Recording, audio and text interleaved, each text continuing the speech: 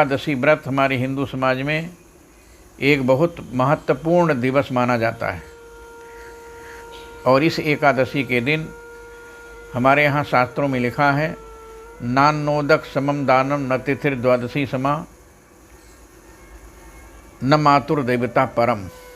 एकादशी के द्वादशी विद्ध एकादशी के समान दूसरी कोई तिथि नहीं होती है और हम सभी वैष्णव लोग और देश के प्रायः लोग एकादशी व्रत करते हैं। इसलिए महीने में 2 बार एकादशी आती है। शारीरिक दृष्टिकोण से भी एकादशी का व्रत शरीर के लिए भी स्वास्थ्य की दृष्टिकोण से बहुत फायदा करता है। इसलिए हमारे वैष्णवों में विशेषकर ये नियम है कि एकादशी व्रत सबको रहना चाहिए। हमारे देश के लोग प्रायः एकादशी व्रत रहते हैं।